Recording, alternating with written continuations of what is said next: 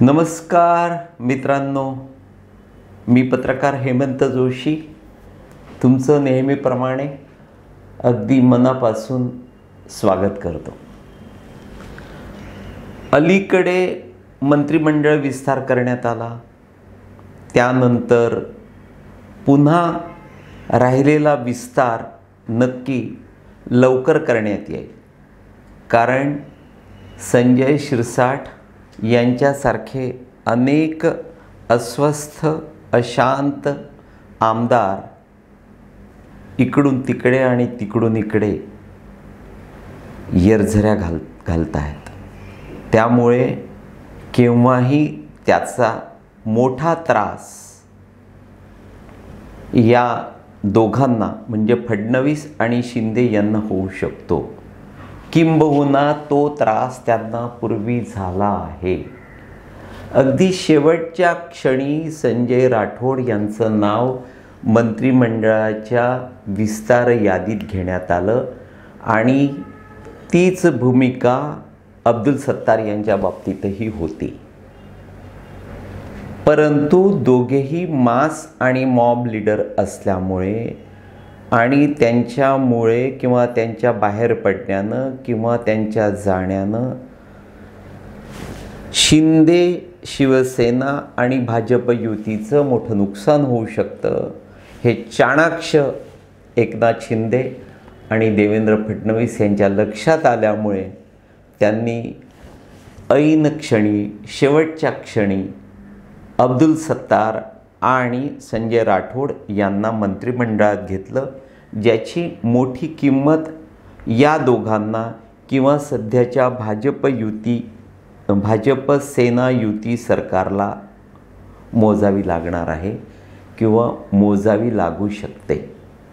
अर्थात यानंतरचे संजय राठोड आणि अब्दुल सत्तार जर अनुभवाने शहाणे झाले असतील किंवा मागल्या चुका पुढे नको अशी जर त्यांची भूमिका असेल किंवा त्यांच्यावर जर शिंदे आणि फडणवीस त्या पद्धतीनं वचक ठेवणार असतील तर विजय गावित असतील किंवा अब्दुल सत्तार असतील किंवा संजय राठोड असतील किंवा राधाकृष्ण विखे पाटील असतील, असे अनेक सध्याचे मंत्री मागल्या चुका यावेळी करणार नाहीत. कारण फडणवीसांना कुठलाही सावळा गोंधळ नक्की चालणार नाही. प्रसंगी फडणवीस कुठलीही मोठी किंमत आयुष्यातल्या राजकारणाची, राजकीय आयुष्याची मोठी किंमत ते मोजू शकतात, परंतु फार काळ किंवा फार वेळ ते वाईट लोकांशी कॉम्प्रोमाइज करू शकतील असे नक्की घडणार नाही.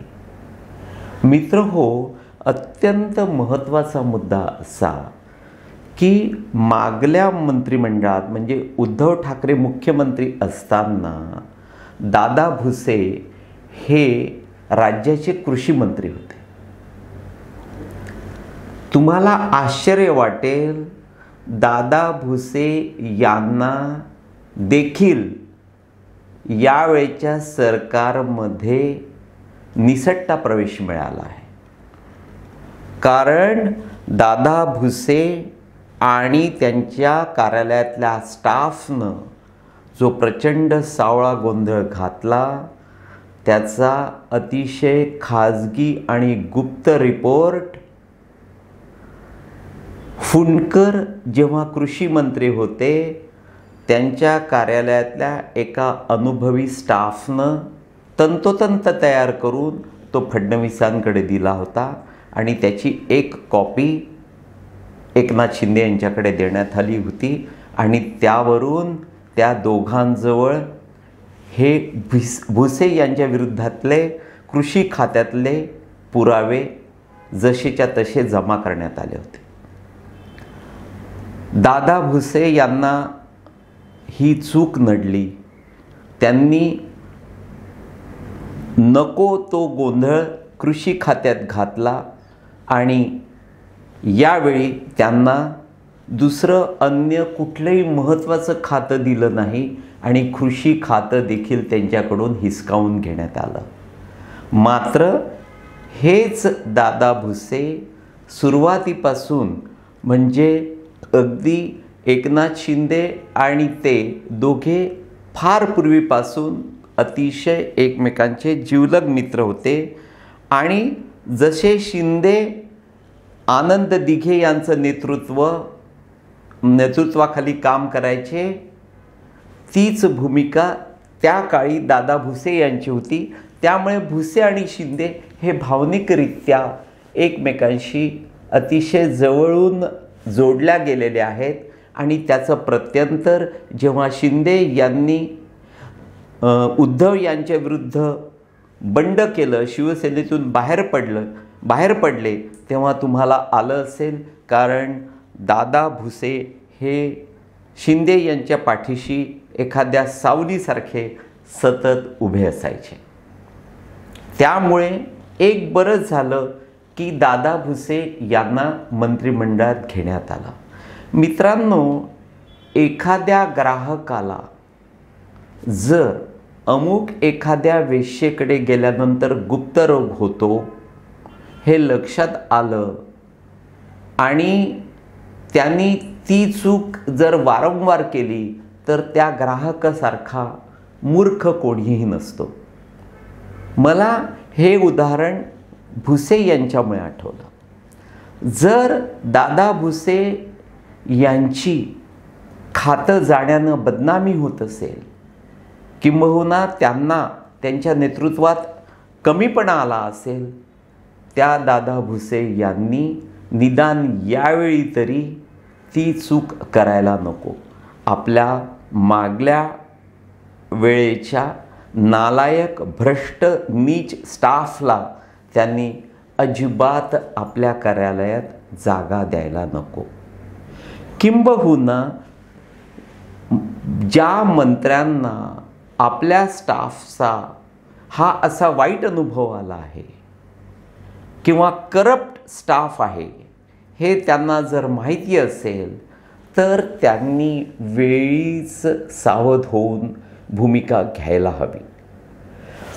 मित्रांनो, फार पूर्वीपासून मी मंत्रालयामध्ये एक गंमत बघत असतो की काही टंच तरुण सुंदर दिसणाऱ्या बायका या मंत्रालयामध्ये येरझरा घालत असतात आणि आपलं सबकुछ देऊन त्या वेगवेगळ्या लोकांकडून आपली हिताची फायद्याची पैसे देणारी कामं करून घेत असतात.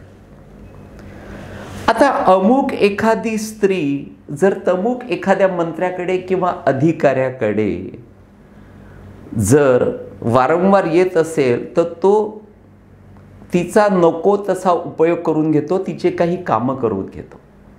पण जेव्हा त्याला लक्षात येतं की या स्त्रीमुळे आता आपली बदनामी होते आहे, तर तो त्या स्त्रीचं येणं बंद करत नाही. तो त्या स्त्रीला दुसऱ्या म्हणजे अधिकारी असेल तर दुसऱ्या अधिकाऱ्याकडे सुपूर्द करतो आणि मंत्री किंवा राज्यमंत्री असेल तर तो त्याच्या कलिगकडे सुपूर्द करतो. मित्रांनो, मला हे उदाहरण मंत्री किंवा मुख्यमंत्र्यांच्या बाबतीमध्ये यावेळेला नेमकं द्यायचं आहे. म्हणजे आपल्याकडे जो स्टाफ आहे, आपल्याकडे जे PS किंवा इतर काही कर्मचारी काम करता आहेत, ते बदमाश आहेत, ते करप्ट आहेत, ते पैसे खाणारे आहेत, हे लक्षात आल्यानंतर जर मुख्यमंत्री, उपमुख्यमंत्री, मंत्री जर तो स्टाफ आपल्या इतर कलिगकडे वळवणार असतील, त्यांना सुपूर्द करणार असतील, तर मला असं वाटतं की आपल्याकडली घाण काढून टाकताना ती घाण ते दुसऱ्याकडे देत असतात. तेव्हा ती बदनामी त्यांच्यापुरती जरी संपलेली असली, त्यांच्यापुरती जरी संपुष्टात आलेली असली, तरी ती त्यांच्या इतर कलिग्सची होणार आहे हे त्यांनी ध्यानात ठेवलं पाहिजे आणि अशा चुका करता कामा नये. अत्यंत महत्त्वाचं म्हणजे ज्या फुंडकर यांच्याकडे राज्याचं कृषी खातं होतं, त्यांचा मृत्यू झाला. त्यानंतर उद्धव सरकारमध्ये हे खातं, कृषी खातं हे दादा भुसे यांच्याकडे होतं. ते बदनाम झाले.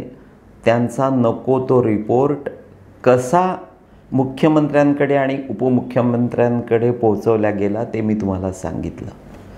आता हे खातं अब्दुल सत्तार यांच्याकडे आलं आहे. त्यामुळे अब्दुल सत्तार यांची जबाबदारी वाढलेली आहे. त्यांनी भुसे यांच्या चुकांचा कित्ता जर गिरवला तर प्रसंगी अत्यंत श्रूढ असलेले देवेंद्र फडणवीस किंवा मुख्यमंत्री शिंदे अब्दुल सत्तारांना देखील त्यांची जागा दाखवून देतील.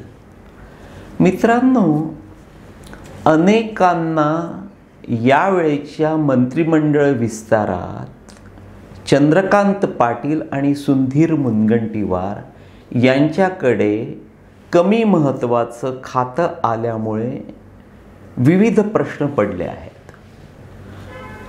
तुम्हाला सांगतो की चंद्रकांत पाटील आणि सुधीर मुनगंटीवार यांना यावेळेच्या विस्तारात स्थान देऊ नये येथपर्यंत वरून आदेश होते.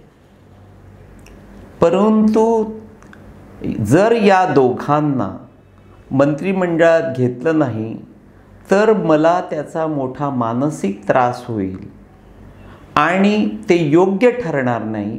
कृपया त्या दोघांना मंत्रिमंडळात घ्या, मंत्रिमंडळात घेण्याचे मला आदेश द्या असं फडणवीसांनी त्यांच्या वरिष्ठांना सांगितलं आणि या दोघांचा देखील अगदी शेवटी मंत्रिमंडळ विस्तारात प्रवेश करण्यात आला.